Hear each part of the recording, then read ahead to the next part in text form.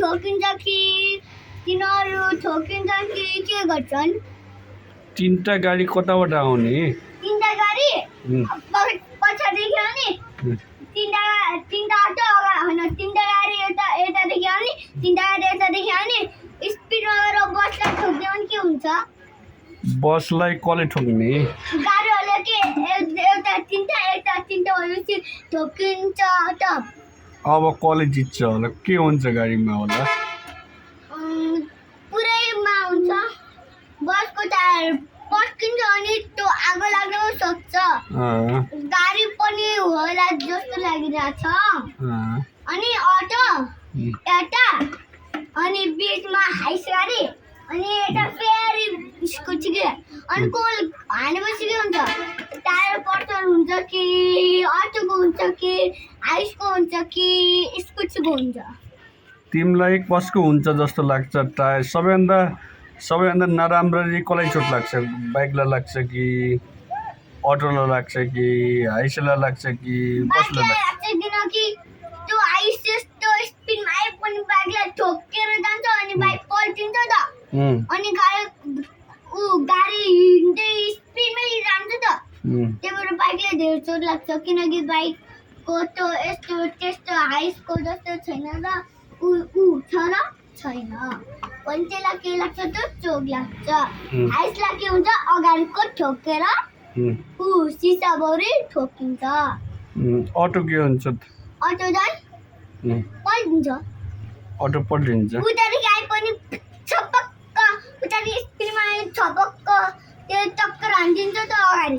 त्यो गाडी स्पिडमै जान्छ त अगाडि। अनि एउटा गाडी हुन्छ, त्यो एउटा बाइक हुन्छ, अटोले हानिदिन्छ। अनि एउटा होइन, अगाडि अनि एउटा गाडीले छपक्क स्पिडमा गियर चलाउँछ। स्पिडमा गियर स्पिडमा घुमाएपछि हो त्यस्तो लगाएपछि अटो चाहिँ पड्किन्छ। अनि बाइक बिचमा एउटा, अनि यता 10वटा स्कुटी, यता 10वटा कार, अनि होइन यता 10वटा बस, यता 10वटा हाइस गाडी। के हुन्छ त? बाइकलाई चोट लाग्छ होला। अटोलाई लाग्दैन? होइन, बस गाडी हो के? बस गाडी त्यो भित्र सेफ हुन्छ नि त दुईटा। हो त्यही कसलाई चोट लाग्छ होला? बाइक कि कसलाई? सबैभन्दा बढी चोट त अटोलाई लाग्छ, बसलाई लाग्छ होला नि। उसलाई बाइकलाई लाग्छ होला नि। अनि बाइक पछाडि कसलाई लाग्छ? बाइक पछाडि गाडीलाई लाग्छ। अटोलाई लाग्छ कि नै?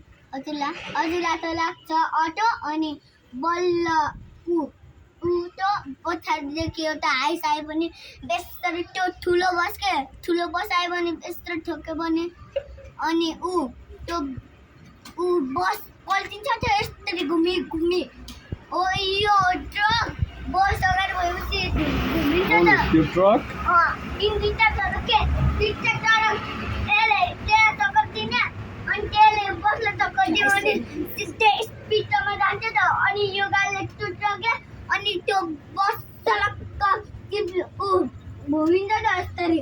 त्यो अटो पनि हुन्छ त। अगाडि अटो भएपछि त्यो बसले त्यो ट्रकले टक्कर दिन्छ, त्यसले ट्रक दिन्छ, अनि तँले पनि ट्रक दिन्छ भने त्यो फेरि पल्टिन्छ क्या यस्तरी। पुरै हाइस यो भने पुरै भूकम्प आए जस्तो यस्तरी पल्टिन्छ क्या यस्तरी। भूकम्प भनेको के हो? भूकम्प भनेको त्यो गाडी त्यो अटो स्लिपै यस्तरी घुमेर जान्छ क्या, चापपाते जान्छ अनि खस्छ त।